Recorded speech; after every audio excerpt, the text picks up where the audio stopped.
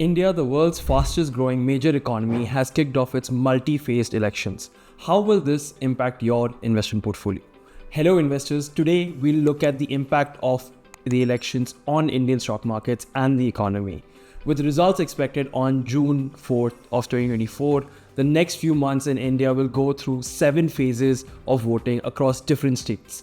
These elections will likely impact the economic and the political landscape significantly. When we look at the historical data, we often find election years can influence market sentiment and investor behavior, with expectations of political stability and potentially continuous reforms, which will ultimately drive market performance. In today's video, we will cover 7 things. First, we'll look at the medium to long-term impact for India's growth opportunity. Second, we'll look at what is driving India's economy. Both of these put together will help us understand the context of where things stand with India and what to expect from the markets over the next 1, 3, 5, and 10 years. The impact of elections on stock markets will be the next point that we'll cover, followed by identifying the different factors that do well during election years, sectors' performance across elections, and ultimately what you as investors should be doing during election year. Investors are taking a cautiously optimistic stance, balancing short-term market swings with the long-term promise of stability and reform, especially with the 2024 elections which are on the horizon. Markets are responding well to India's political steadiness and the regulatory improvements that we have seen, with investment forecasts being revised upwards across the board. When we look at World Bank's estimates, they've increased their estimates for India's growth rate to 7.5% in 2024, which is a significant 1.2% jump from the previous estimates. Similarly, we're seeing IMF, Fitch, ADB, and many other international organizations revise their GDP growth estimates upwards. India's Q4 2023 performance has also done really well, with an impressive 8.4% growth rate, thanks to the government spending and several investments that have happened. The PMI, the Purchasing Managers Index, has also soared to about 60.6 in February, which has eclipsed the global average and signified strong business activity. Inflation has remained within the RBI's comfort zone thanks to steady policy rates. Financial conditions are favorable, with credit issuance up to 14% and a declining non-performing loan ratio. While FDI has dipped, portfolio investments have surged, which have ultimately beefed up the foreign reserves. The medium-term forecast shows a growth moderation of about 6.6%, attributed to cooling in investments space. Yet the services and industry sectors backed by construction, real estate are expected to do well. The fiscal deficits and government debt are projected to fall, showcasing India's solid economic trajectory and gains that can happen from public investments. What is driving India's economy? India's business environment is experiencing a surge, recently hitting its fastest pace in nearly 14 years. This positive trend is fueled by a combination of factors.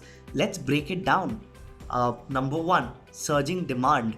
HSBC's PMI, which is the Purchasing Managers Index, jumped to 62.2 in April, a significant increase from March's 61.8. This index, compiled by S&P Global, surveys businesses to gauge their health and direction. A score which is above 50 indicates expansion, and India's PMI has consistently remained above this mark since August 2021. Many businesses are reporting increased new orders, a key indicator of customer interest and future growth as well. Number 2, sector-specific growth. The growth is primarily driven by services sector, with its PMI reaching a 3-month high of 61.7. This suggests a significant acceleration in new business activity. Manufacturing also remains very robust, with a PMI of 59.1. Both output and new orders of goods are expanding steadily, though at a slightly slower pace than the previous month, which was in the month of March. Positive job market, that's the third one. With rising demand along with strong sectoral growth and strong sales, we are seeing positive job growth, particularly in manufacturing, which saw the fastest pace in 1.5 years. However, the services sector's job growth slowed down compared to March. Number 4, which is the cost management and inflation, input costs are still very high, albeit have eased for both manufacturing and the service providers. The inflationary impact is a double-edged sword, where manufacturers have been able to pass some of these higher costs to customers due to strong demand, leading to improved margins in April. However, the overall demand trend may prevent inflation from falling as quickly as desired. This could potentially delay interest rate cuts by RBI as they aim to control inflation and maintain price stability around their 4% target. We analyzed returns across 3 months, 6 months, and 1 year for the stock markets before and after elections. Here is what the data showed. There were positive returns around elections. The average pre-election 6-month return was around 14.8%, and the average post-election 3-month return was around 8%. On a 1-year horizon, the data is showing a very positive returns, seeing around 27% average returns post-elections. This hints at the fact that investors have historically experienced some gain around elections as an event. The second interesting point to note here is that there has been volatility around election results. While pre-election returns seem positive on average, there is a bigger range of outcomes as we approach elections. And this ranges from 3 months before and after. This suggests a period of higher volatility as investors react to the election's outcome. For example, when we look at the 3-month return pre-elections, it ranges from negative 17% to about 29%, whereas the post-election 3-month results varies from minus 5.4% to about 37%. And finally, the third point that I would like to highlight here is the long-term stability. Interestingly, we find that there are positive average returns even in the longer term, let's say 1 year post-elections. This suggests that the market might recover from any short-term volatility and find stability regardless of the election's outcomes. Overall, the data presents a mixed picture. There is a possibility that elections influence market movements in the short term, but the positive returns seem to be the historical trend for both before and after elections. So let's do an analysis of investing factors such as momentum or value during elections. We analyze performance of factors across 3 months, 6 months, and even 1 year for stock markets before and after elections. Here is what the data showed. As you can clearly see, 1 year before the elections, factors like alpha tend to perform in a negative bracket, while before election and just 1 month before that, you would see factors like dividend tend to perform much better. Now let's look at the scenario after election, where you would see that after the election is done, 1 month after that, the highest return that can be delivered is by factors like alpha, and beyond that is factors like dividend. Alpha strong growth. So alpha factor shows significant recovery, declining 13.8% a year before elections, but increasing by 43.47% 1 month after elections, suggesting strong investor confidence. Consistent dividends, right? Dividend factor showed consistent positive growth throughout the periods, especially post-elections. This might indicate a preference for dividend yielding stocks during uncertain times or their inherent stability. Volatility is mixed bag. A volatility factor saw a strong performance, especially 1 month after elections with a rise of 28.42%. This could be indicative of a more volatile market phase or the profitability of trading volatile stocks during that period itself. Quality's growth has been steady, so quality as a factor has steady growth. Quality factor showed modest but steady positive growth, especially post-elections. This can be indicative of investors seeking safe havens in companies with strong fundamentals during uncertain times. Momentum stands still, right? So momentum as a factor has been standing still. Interestingly, the momentum factor, which represents stocks that have shown a recent trend of upward price movement, remain unchanged throughout all the periods. This could be a data anomaly or suggest that momentum strategies were neither profitable or nor unprofitable during these times. Value as a factor saw some slight recovery while momentum was standstill, because when you look at value and compare it with momentum, you would see that value factor showed minor fluctuations with no major change for momentum throughout the period. Value went negative 1 month after elections but managed to recover slightly in the subsequent periods as well. suggesting a mixed sentiment towards value stocks. Now, sectors that tend to do well during elections, let's talk about that as well. We analyze the 1 month, 6 month, and 1 year performance of different sectors before and after elections. Let's look at this in more detail. Post election stars.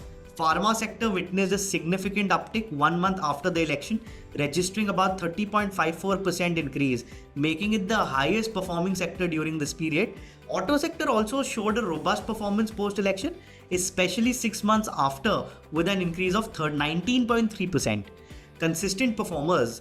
Private bank and CPSE sectors have showed steady growth across most time frames after the election, indicating resilience and possibly investor confidence in these sectors. FMCG and infrastructure sectors showed relatively stable performances with minor fluctuations, indicating possible investor trust in their long-term prospects. What are the underperformers? The IT sector seems to have faced challenges post-election. From being one of the top sectors a year before the election, it saw a decline of 19.61% a year after the election itself. The realty space, despite a sharp decline of 23.75% a year before the election, managed to recover somewhat post-election, showing a positive growth of about 10.89% a year after. Now let's understand large cap versus small caps. Large caps are expected to outperform small to mid caps in 2024, offering stability, regular dividends, and a track record of consistent performance, particularly due to uncertain times because of election cycles, Iran-Israel war, interest rate cuts, and much more.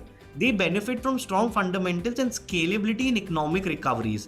Performance for small or mid is heavily influenced by timing, market sentiment, election-related economic policies, but they come with increased risk as well. A strategic investment approach is key in such markets. Look to invest in large caps and lean towards defensive sectors like utilities or consumer staples that are ultimately less affected by any economic swings.